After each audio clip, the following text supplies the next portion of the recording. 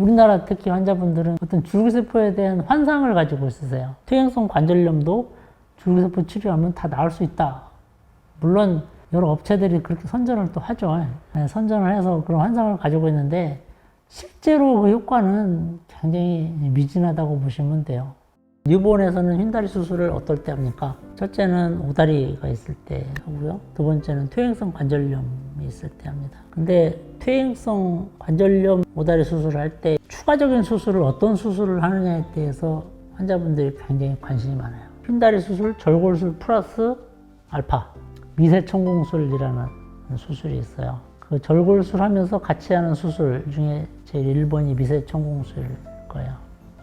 제가 1998년에 전문의 시험 마치고 우리 배 교수님 펠로우 할 때 그거를 국내에서 최초로 성공을 시켜가지고 그 당시 학술상을 다 그냥 받은 그런 게 미세천공술이에요. 무지무지하게 연구를 많이 했죠. 미세천공술이 어떻게 보면 줄기세포의 시초예요. 미세천공술이 뭐냐면 관절염으로 연골이 없는 부분에다가 미세한 구멍을 뚫어서 피를 내게 하는 거예요. 그 피 속에는 우리가 줄기세포가 있거든요. 그 피가 점점점 굳으면서 연골이 되는 거예요.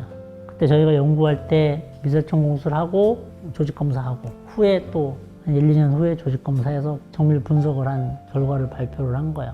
센세이션했죠 그때.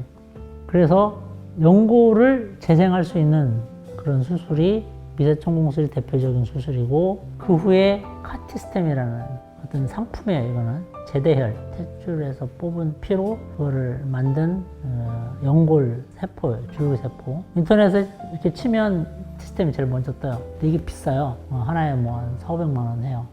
그 다음에 개발된 게 카티라이프라는 건데 그거는 뭐냐면 갈비뼈 연골을 떼가지고 줄기세포를 증식을 해요. 자기 거를 떼서 무릎에 다시 넣어주는 거. 근데 그런 시술들이 전부 다 베이스가 되는 게 미세천공술이에요. 아까 처음에 말씀드린 미세천공술을 하고 거기다가 이렇게 풀처럼 바르는 게 카티스템. 카티라이프도 마찬가지로 연골을 증식시켜서 이렇게 발라주는 거거든요.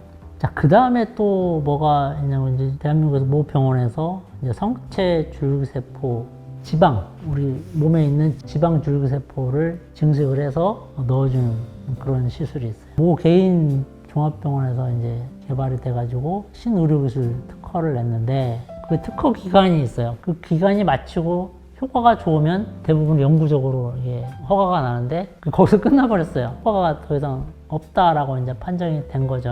뭐 그런 시술도 있고 또 한 가지 수술이 뭐냐면 증식 치료라는 거. 이제 인대 강화 치료죠. 아주 고전적인 치료예요. 이거는 처음에 신의료 기술로 시작을 했다가 고정적으로 정부에서 인정한 수술이에요. 그래서 퇴행성 관절염에도 꾸준하게 수술되고 있는 거고 절골술과 함께 하는 게 이제 증식 치료예요. 카티스템이나 카티라이프는 왜 안 하느냐 이제 그런 질문들도 많이 하시는데 그 안 하는 이유는 첫째는 비용 대비 효과가 그렇게 뛰어나지 않고 두 번째는 그 카티스템, 카티라이프 그다음에 미세천공술 다 하고 나면 한 6주 내지 8주를 발을 디디면 안 돼요. 그럼 뭐 6주 내지 8주 동안 아무것도 못하는 거예요. 한쪽만 하시는 분들한테는 선택적으로 그거를 하는 경우도 있는데 제가 봤을 때 과연 그냥 증식치료만 하는 거하고 큰 차이가 없는 것 같아요. 퇴행성 관절염에서 절골술을 하잖아요. 각을 바꿔주는 시술인데 여러 논문을 봐도 각만 바꿔줘도 관절염의 치료의 효과는 굉장히 좋다라고 되어 있어요. 자, 줄기세포란 무엇인가? 자, 황우석 박사 다 아시죠? 20년 됐나요? 아마 전 세계가 다 뒤집어졌어요. 교과서에도 막 황우석 박사 나오고. 우리가 심장병이 있으면 돼지한테 심장을 키워서 이식하면 영원한 삶을 살 수 있다. 뼈가 안 좋으면 사람한테 이식하면 영원히 살 수 있다는 시절이 올 줄 알았어요. 자, 근데 20년이 흘렀는데 거의 발전이 없어요. 그만큼 어려워요. 줄기세포 치료가. 자, 그래서 황우석 박사 시절에 그 유행했던 줄기세포가 뭡니까? 태아 줄기세포죠. 아직 분화가 덜 된 난자에서 채취한 줄기세포. 이건 무궁무진한 거예요. 엄청난 파괴력을 지니고 있거든요. 뭐로 바뀔지 모르니까. 거기에 대한 연구가 한참 진행되다가 윤리적인 문제 때문에 폐지가 됐죠. 그래서 이제 태아 줄기세포가 끝나버렸어요. 황우석 박사가 법정에 쓸 때 모든 법원 판사들이 다 전문가일 수는 없잖아요. 황우석 박사 재판할 때 누구한테 자문을 구했냐면 그 생명공학 연구소의 박현숙 교수라고 해서 그때 당시 자문위원을 했다가 지금은 이제 연구소 소장인데 우연한 기회에 그 소장님하고 같이 연구를 했었어요. 줄기세포에 대해서.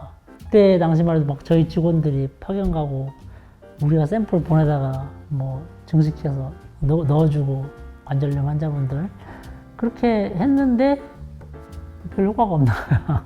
현숙 소장님이랑 처음에 연구할 때 이거 진짜 뭔가 있겠구나, 이거 완전히 뒤집어지겠다라고 연구를 많이 했었는데 결국 공부만 들였다 하고 사실 실제로 환자한테 도움을 줄 수 있는 건 그렇게 많지는 않아요.